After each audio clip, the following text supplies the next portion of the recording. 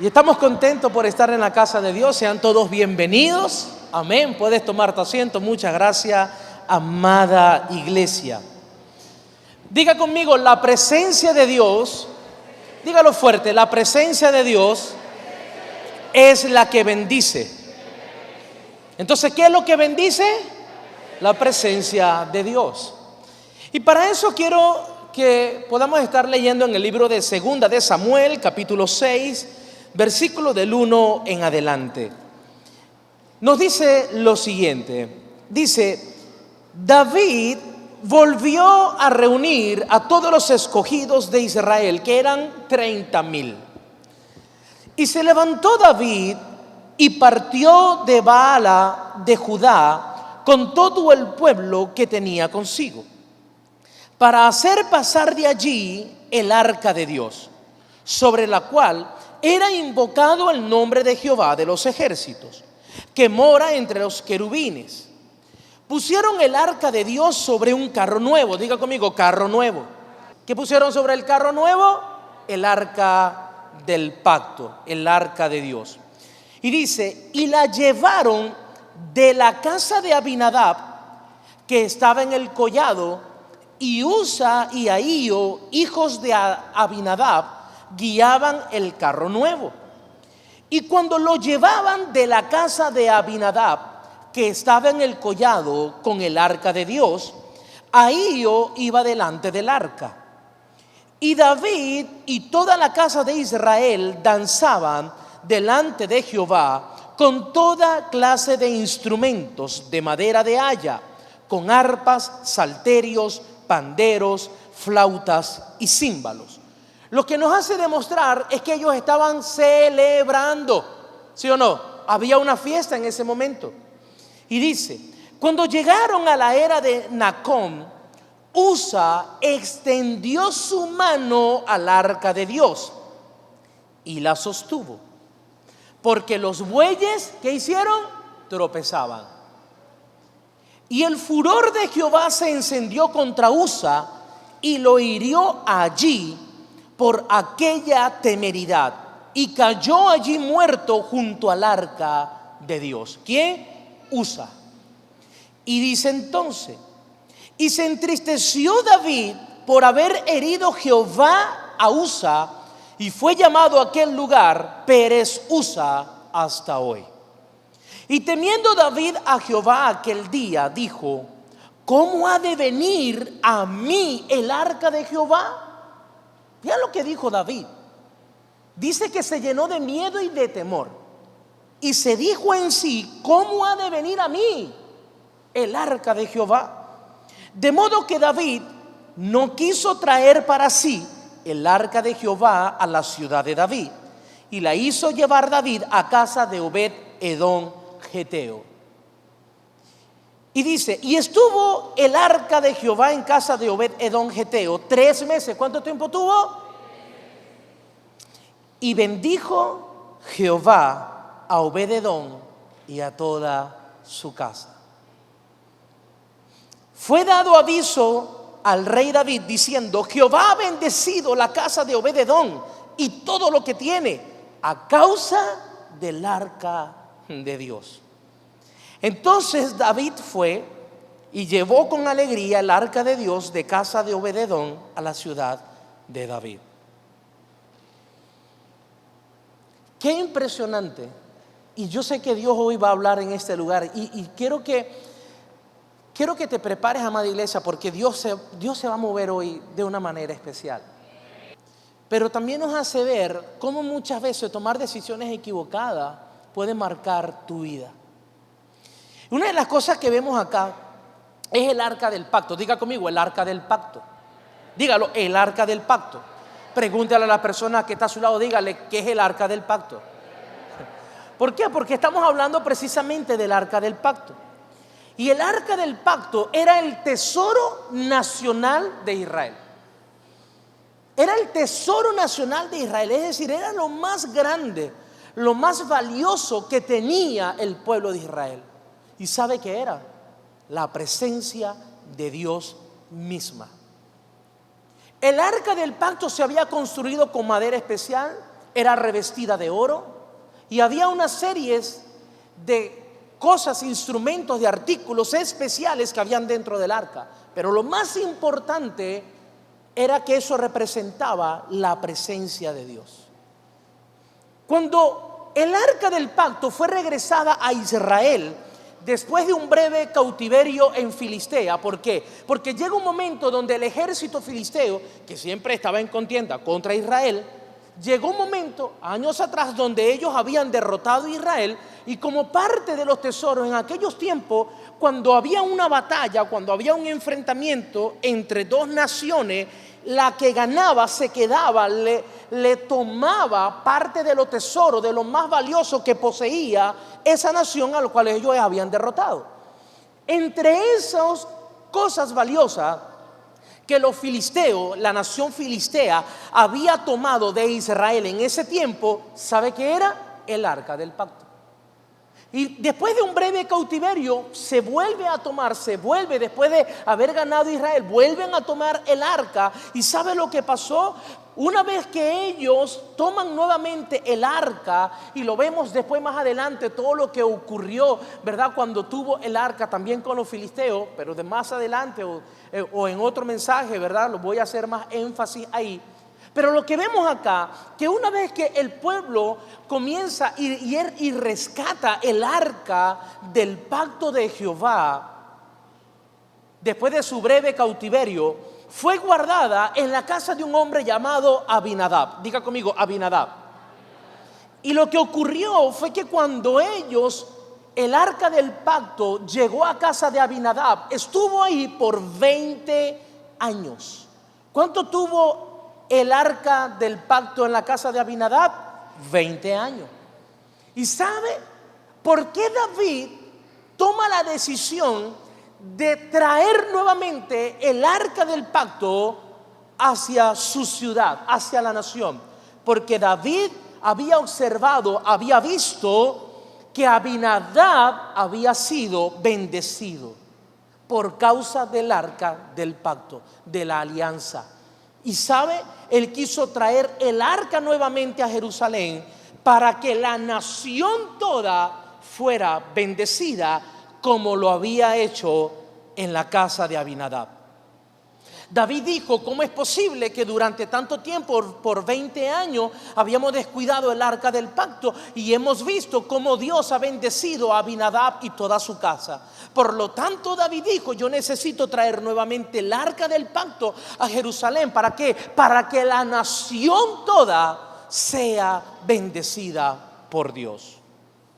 Ahora, David en ese momento, él no tomó la decisión solo. ¿Sabe lo que hizo David para tomar la decisión de traer nuevamente el arca del pacto a Jerusalén? Él consultó con mucha gente antes de traerla. David no tomó la decisión por sí, sino que él comenzó a preguntar, hizo un consejo y comenzó a preguntarle a la gente qué opinaba. Y David le decía: mira, yo he visto que en la casa de Abinadab ha sido bendecida, ha sido prosperada, ha sido guardada, ha sido protegida. ¿Por qué? Porque tienen el arca del pacto, un arca que nos pertenece. ¿Por qué no la traemos? ¿Qué opinas tú? Y David comenzó a escuchar el consejo, la opinión de cada una de las personas que David le había preguntado.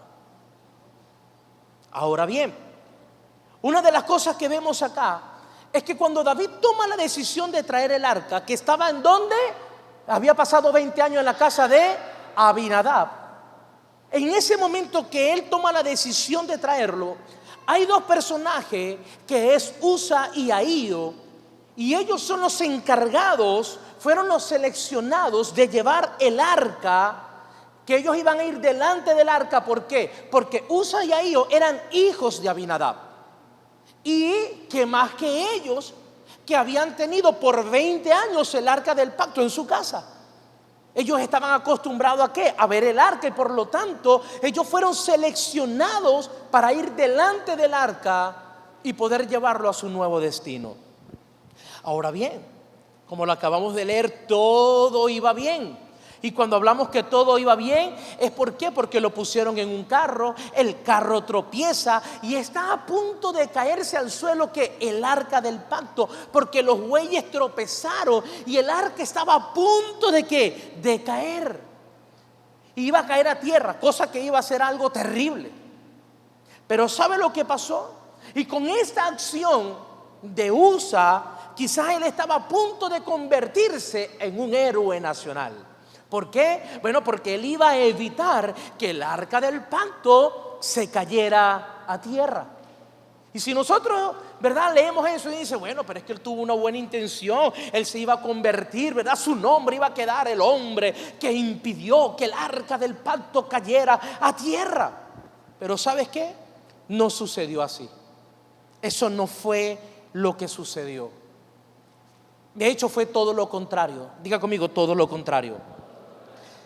¿Qué fue lo que ocurrió? Vemos ahí la muerte de Usa. Ahora, David, que estaba ahí, cuando vio eso, ¿sabe lo que hizo David? David, él acababa de ver lo que había sucedido. Y David, ¿sabe lo que hizo? Se llenó de temor. David se llenó de miedo.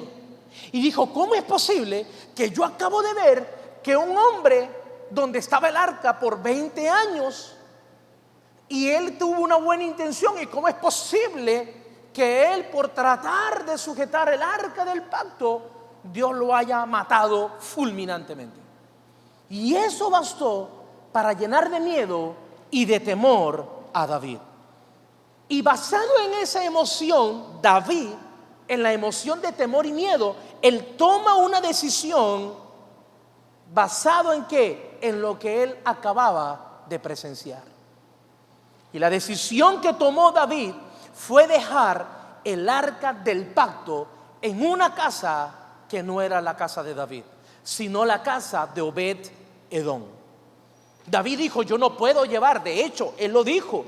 Y David dijo, ¿cómo el arca ha de venir a mí?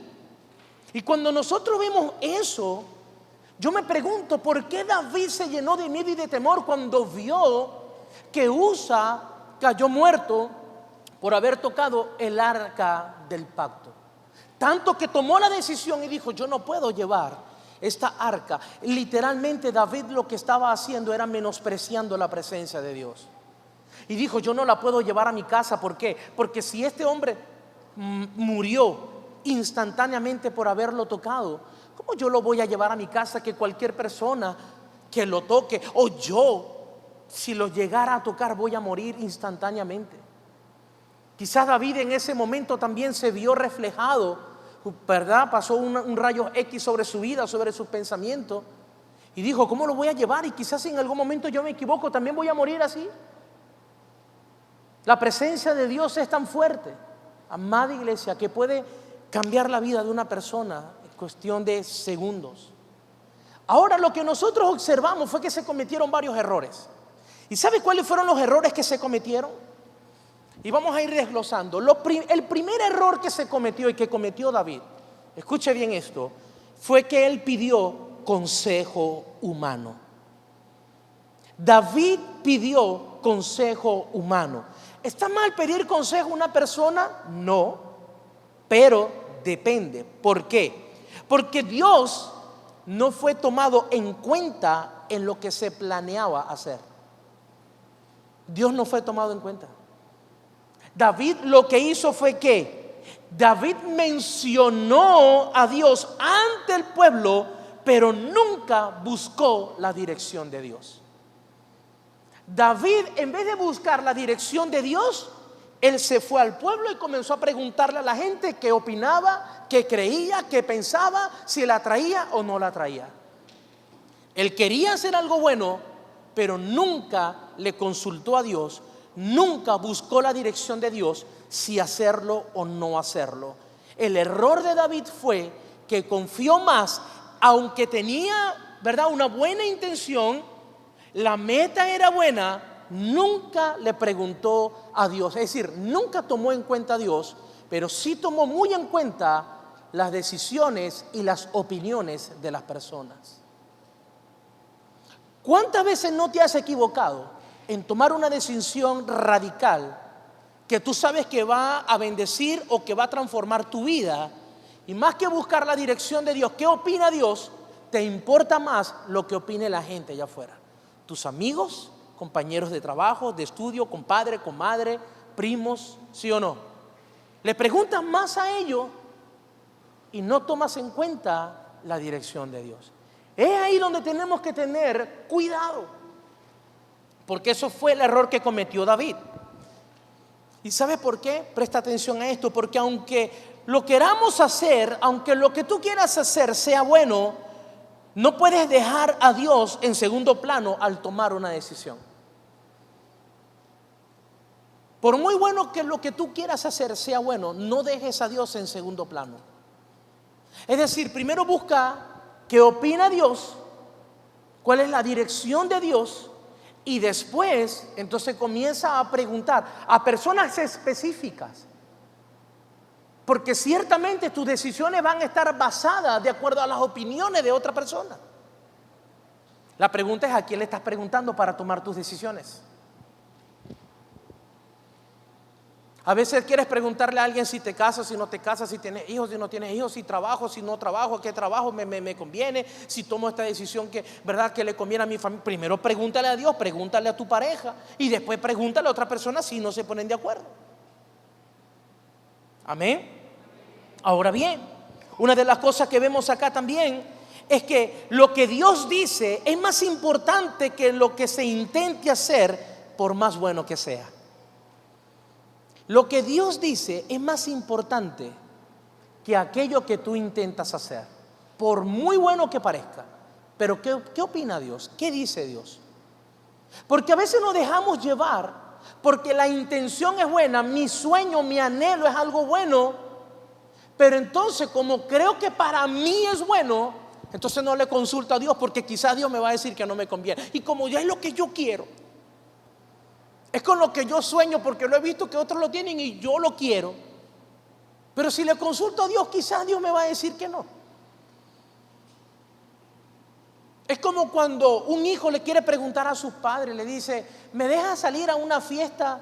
¿Verdad? Y el muchacho tiene 14 años, por ejemplo. ¿Me dejas ir a una fiesta que comienza a las 12 de la noche y termina a las 5 de la mañana y es en una discoteca? Por más que el muchacho quiera ir, y él dice: ¿y si me escapo? Porque es que si le pregunto a mis padres, quizás ya yo sé que la respuesta es que no. ¿Sí o no? Entonces el muchacho muchas veces prefiere aún escaparse. Y mire que hay testimonio de eso. Hace muchos años atrás, muchos años, en Ciudad Bolívar ocurrió eso, y eso fue muy sonado, ¿verdad?, para los que venimos de allá. Recuerdo que eran dos hermanas, las cuales estaban, había una fiesta, pidieron permiso, le dijeron que no. De repente en la madrugada le llegan a la casa, le dicen a la mamá: mira, tus hijas acaban de tener un accidente. No, eso es imposible, mis hijas están durmiendo. No, tus hijas acaban de tener un accidente. Mis hijas están durmiendo. Cuando fue al cuarto se dio cuenta que sus hijas se habían escapado. ¿Sabe lo que pasó? Creo que una o las dos murieron esa noche. Un accidente con sus amigos. Dos hermanas, donde la madre pensaba que estaban dormidas porque la madre le había dicho que no y ellas se acostaron a dormir. Lo que no sabía la madre es que ellas se habían escapado. ¿Cómo les cambió la vida? ¿Cómo cambió la vida para ellas ya? ¿Y cómo cambió la vida para su madre? Por decisiones que muchas veces sabemos que no nos convienen, pero es lo que queremos. ¿Sí o no? Y lo que nos enseña la palabra es que muchas veces lo que tú anhelas y lo que tú quieres es precisamente lo que Dios sabe que no te conviene. Dale con el codito a la persona que está a su lado y dile: habla, Señor.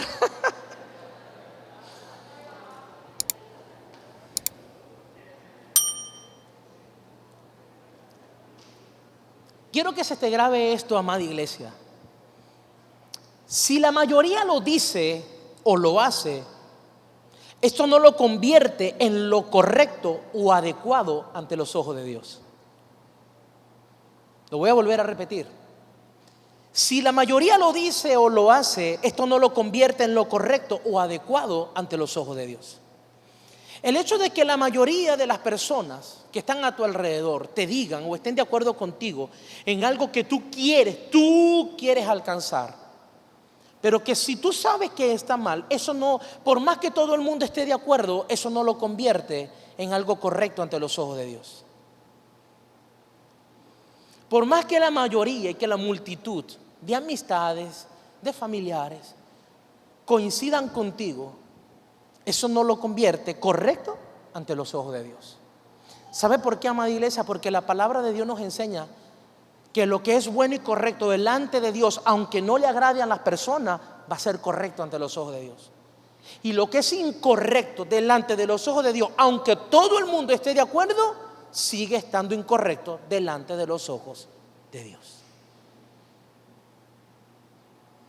¿Qué quiero decirte con esto? No te dejes llevar por la multitud de opiniones. No busques el acuerdo, el agrado, la aprobación de toda la gente que está a tu alrededor y dejas de último, de segundo, de tercero, de cuarto, quinto plano la opinión de Dios. Porque para nosotros lo más importante tiene que ser primero la opinión de Dios. Si Dios lo aprueba, y aunque suene fuerte, no importa la opinión de los hombres.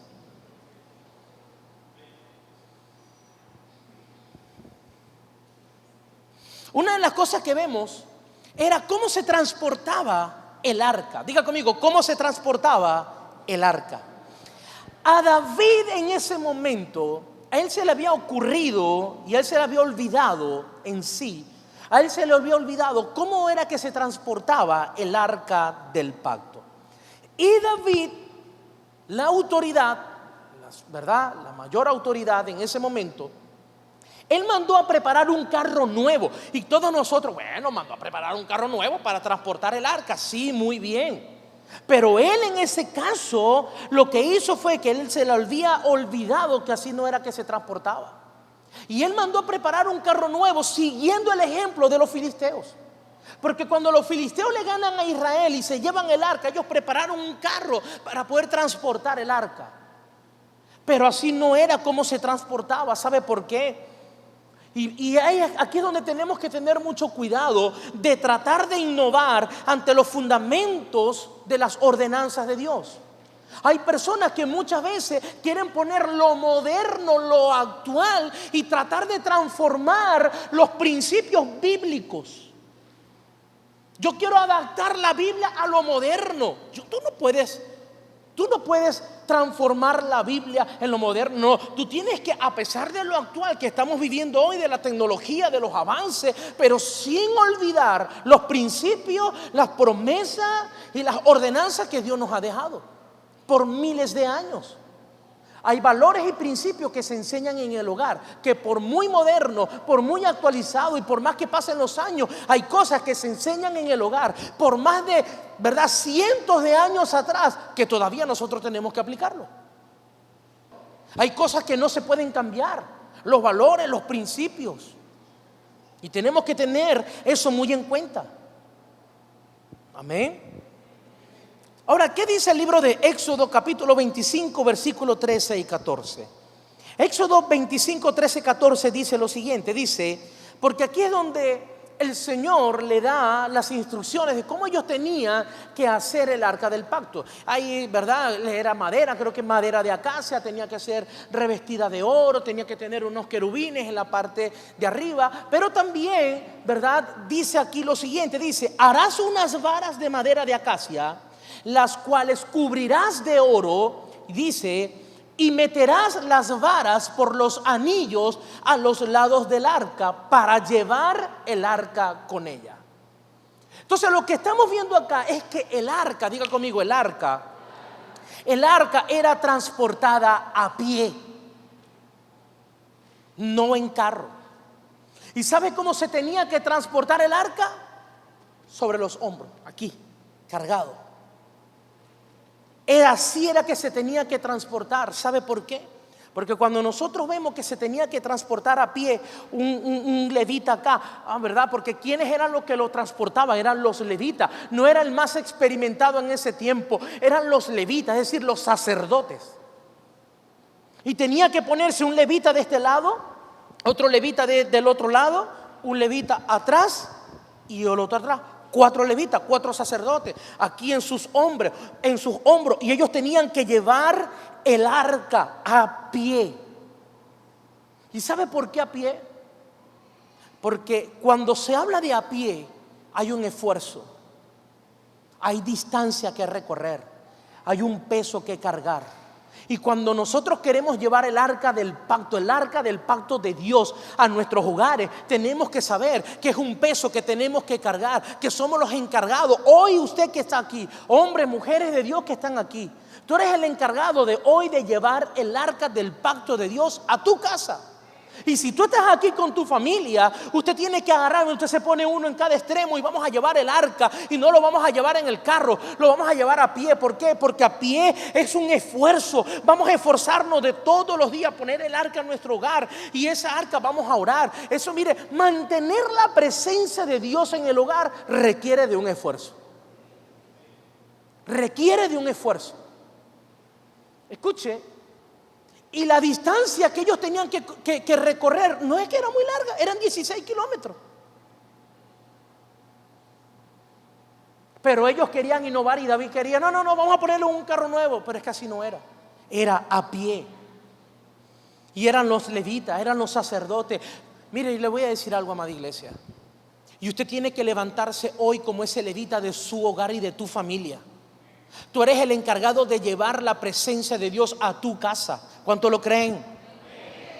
Ahora algo es importante esto. Las emociones no impresionan a Dios. Las emociones no impresionan a Dios. ¿Y sabe por qué te lo digo? Porque llegó un momento en el versículo 5, versículo 6, donde ellos, el pueblo, dice que el pueblo estaba ¿qué? Estaba bailando, estaba cantando, ¿sí o no? Ellos estaban celebrando, ellos estaban haciendo fiesta en ese momento. Pero ¿sabes algo? El pueblo, aunque estaba bailando y estaba cantando, esto no cambia lo que Dios manda ni lo hizo correcto. ¿Por qué te digo esto, amada iglesia? Porque tú podrás sentirte bien en algún momento. Puede que estés haciendo algo incorrecto delante de los ojos de Dios. Y por más que usted en la casa y en la casa de Dios, por más que usted salte, baile, grite y dance, si usted está cometiendo un pecado, eso, el saltar, el gritar, el llorar en medio de una alabanza y una adoración, eso no hace correcto el pecado que tú estás cometiendo el día de hoy. Y hay personas hoy en día que se dejan llevar más por las emociones. Y muchas veces nosotros, seamos sinceros, a veces nosotros, ¿verdad? Cuando vemos una persona que está siendo tocada, que está quebrantada, que está llorando, uno dice, oh, está siendo tocada por el Espíritu de Dios. Y puede que su emoción de estar en la casa, de escuchar, de sentir algo wow, espectacular, pero si una vez que termina la música y se sienta y está pensando en pecado, en que yo llevo una vida de pecado, una doble vida, ¿sabes qué? Por más que tú grites, por más que te aprendas las canciones, por más que tú llores, eso no convierte tu pecado en algo correcto. Es por eso que la palabra de Dios dice que si hay algo que nos engaña fácilmente, ¿sabe qué es? El corazón. Y cuando hablamos del corazón, no hablamos de este órgano, ¿verdad?, que bombea sangre a todo nuestro cuerpo. Porque en el corazón es donde se guardan las emociones, los sentimientos, los recuerdos, todo lo que tú has vivido. Y es por eso, amada iglesia, escúcheme bien, las decisiones no se toman basadas en tus emociones. Yo siento que yo debo de tomar, y dije, ay, ten cuidado, porque hoy amaneciste happy, hoy amaneciste feliz, a todo le vas a decir que sí. Pero el día de mañana, cuando amanezcas bravo, ¿verdad?, cuando amanezcas un poco ahí con el apellido atravesado, como se dice, a todo le vas a decir que no. Por eso las decisiones no se toman basadas en las emociones. Y eso fue lo que hizo David. David tomó una decisión basada en lo que acababa de ver. Se llenó de miedo, se llenó de temor. Dijo, no, yo no llevo el arca para mi casa. No. ¿Sabes cómo se toman las decisiones? basado en lo que Dios te ha permitido, esta cabecita que Dios nos ha dado. Gracias a Dios nos ha dado la capacidad de pensar.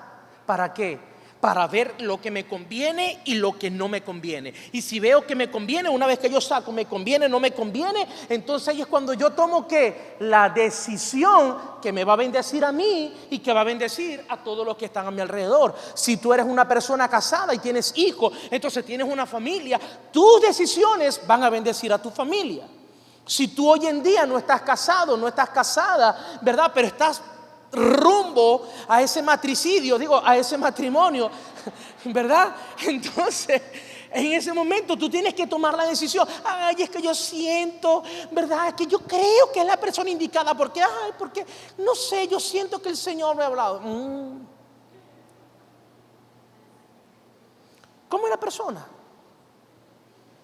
¿Es compatible contigo en cuanto a la visión de vida? ¿Comparte tu fe? ¿Cuál es su visión? ¿Es celoso, es celosa? ¿Pelea por todo? ¿Se llena de ira fácilmente? ¿Qué? No, pero es que está tan bonito, sí, pero este caparazón se va desgastando, ¿verdad?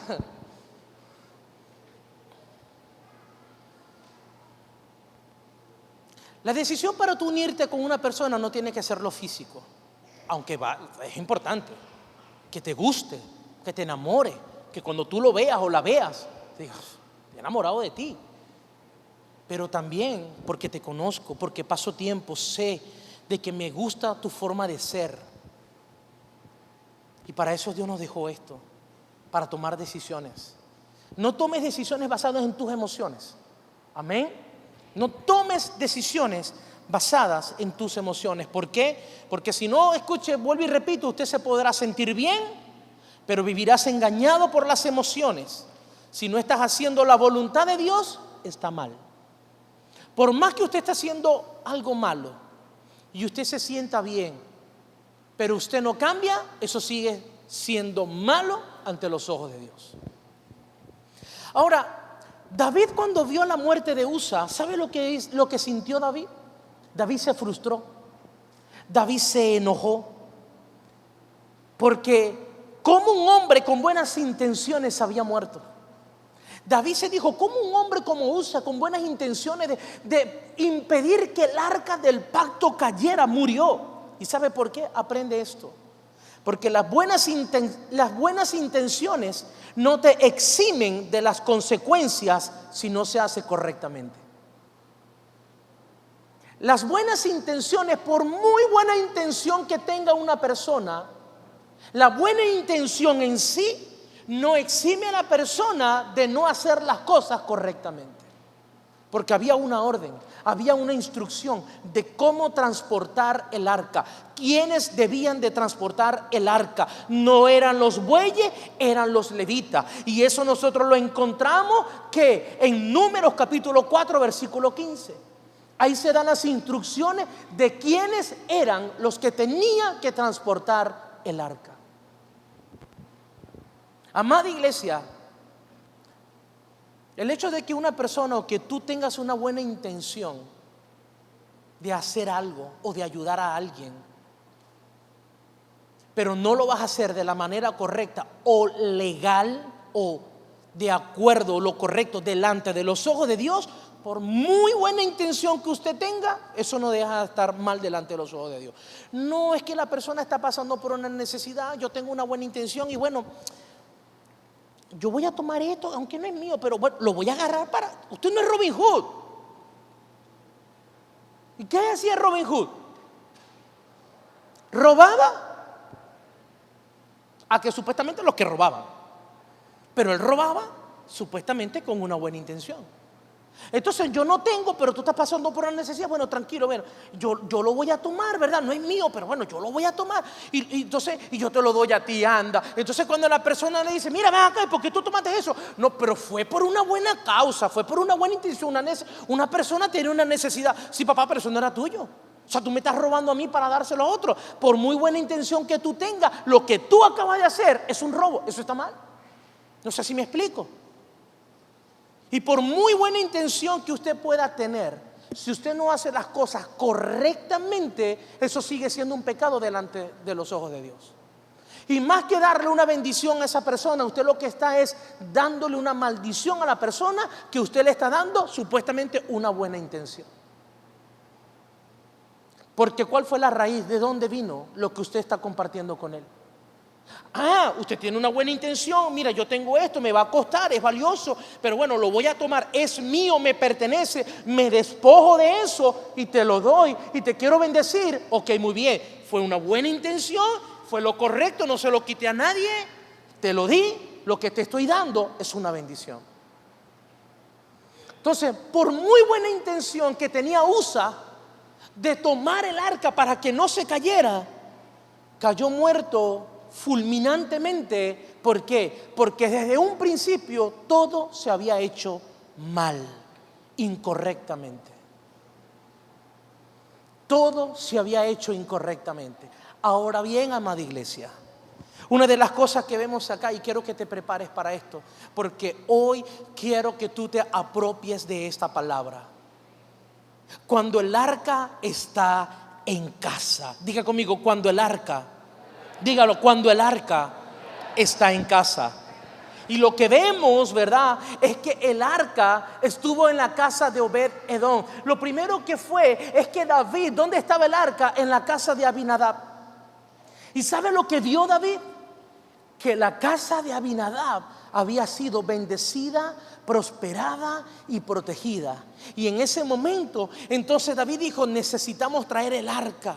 Vamos a traerla, yo quiero que la nación sea bendecida. Y cuando en medio del camino ocurre, por haber hecho las cosas incorrectamente, ocurre una fatalidad, entonces David dijo: no, yo no quiero el arca todavía en mi casa, vamos a llevarla a la casa de Obed-Edom. Mientras vemos qué hacemos, entonces, ok, ya no para tu casa, David, no, vamos para la casa de Obed-Edom, ok. Y lo llevan a la casa de Obed-Edom. ¿Sabe cuánto tiempo? Yo me imagino que cuando Obed-Edom abrió la puerta de su casa y dijo: claro, bienvenido el arca del pacto, la quiero aquí en mi casa. ¿Sabe lo que ocurrió? Dice que pasaron 3 meses. Escucha, 3 meses el arca en la casa de Obed-Edom. Y dice que le fueron a llevar noticias a David. Le dijo David que disculpe, rey, pero está pasando algo. Que ¿usted se acuerda dónde está el arca del pacto? Sí, está en la casa de Obed-Edom. Bueno, quiero decirle lo siguiente: han pasado 3 meses y en estos 3 meses la casa de Obed-Edom ha sido bendecida, ha sido prosperada, ha sido protegida. Y él, no solamente la vida de Obed-Edom, sino su casa, su familia. Y dice: y todo lo que tenía.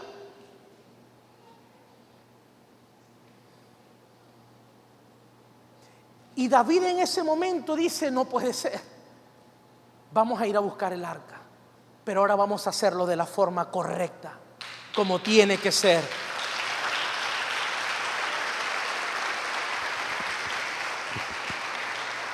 En ese momento van y traen el arca.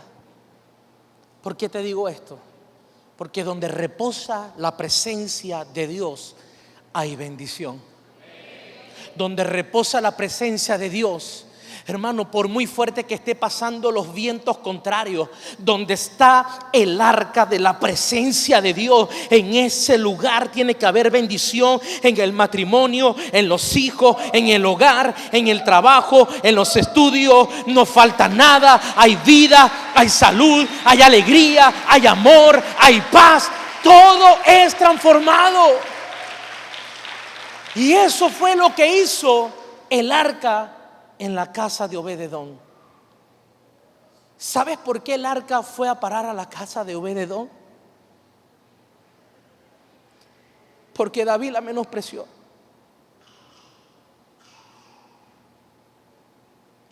Y mientras unos están menospreciando por el qué dirán allá afuera, ay, van a decir que soy evangélica, que soy evangélico, qué rayo.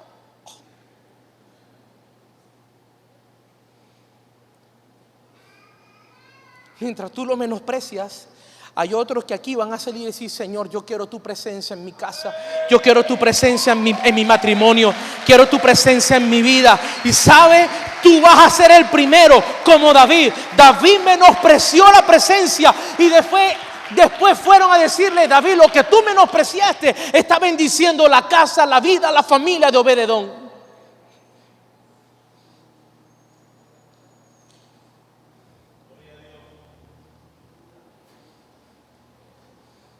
Y si tú por tanto tiempo has menospreciado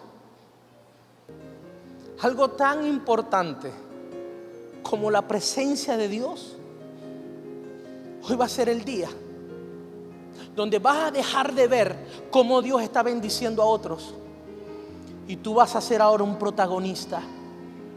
Ya vas a dejar de ser un espectador de lo que Dios está haciendo en el matrimonio tal, en la casa tal, en el negocio tal, en la empresa tal. Ahora usted va a decir: no, yo quiero esa presencia en mi casa, yo quiero esa presencia en mi vida. Ahora yo quiero que la gente diga: no, ahora la bendición reposa en la casa de la familia tal, en tu casa, en tu apellido. Tu apellido va a ser conocido, tu casa va a ser conocida, tu trabajo va a ser conocido. Y todo, porque la presencia de Dios, cuando llega a un lugar, lo transforma todo. No menosprecies lo que Dios hoy te está hablando y lo que hoy Dios quiere hacer contigo. Dios, el Espíritu Santo que está en este lugar, hoy te está diciendo y te está hablando a ti, especialmente, directamente hoy a ti. Y te estás diciendo: yo quiero ir contigo a tu hogar. Yo quiero ir contigo el día de mañana cuando vayas a tu trabajo. Yo quiero ir contigo. Yo quiero estar en tu matrimonio, quiero estar en tu relación, quiero estar en la relación con tus hijos, entre tú y tus hijos. Yo quiero que me des el lugar en cada una de las áreas de tu vida. Y ponme a prueba, hoy te dice el Señor, si en poco tiempo no te voy a bendecir. Abinadab tuvo la presencia por 20 años. Y dice que David vio cómo Abinadab había sido bendecido y prosperado. Pero tan solo bastó 3 meses estar en la casa de Obed-edom para transformar la vida y el hogar de Obed-edom. No sé cuánto tiempo te va a llevar a ti cuando tú realmente le permitas a Él y le des su lugar en tu hogar. Puede ser una semana, puede ser un mes, 2 meses, 3 meses, lo que resta del año, no lo sé. Pero Dios hoy está dispuesto a irse contigo si tú hoy tomas la valentía de decir: presencia de Dios, vente conmigo. Porque si tú lo menosprecias, la persona que tienes a tu lado no lo va a menospreciar. Y después tú le vas a decir: hermana, hermano, wow, estoy viendo lo que Dios está haciendo contigo. Y sabe lo que le va a decir tu hermano a tu hermano. Después, cuando pase el tiempo, te va a decir: ¿te acuerdas de ese miércoles de recarga? Yo me llené de valentía, tuve miedo, tuve temor por el qué dirán,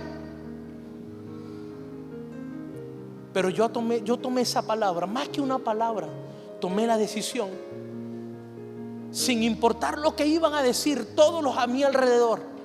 Y puedas que tú tengas personas hoy en tu familia, en tu hogar, vecinos, amigos, que quizás te critican porque tú vienes a la iglesia y estás buscando de Dios. Quizás te llaman anticuado, anticuada, te llaman religioso, religiosa. Yo no sé qué te están diciendo el día de hoy. Pero lo que sí es importante es que tú entiendas que la presencia de Dios es lo más importante que tú necesitas hoy. Que si vas a salir por esa puerta, sea con el arca del pacto contigo.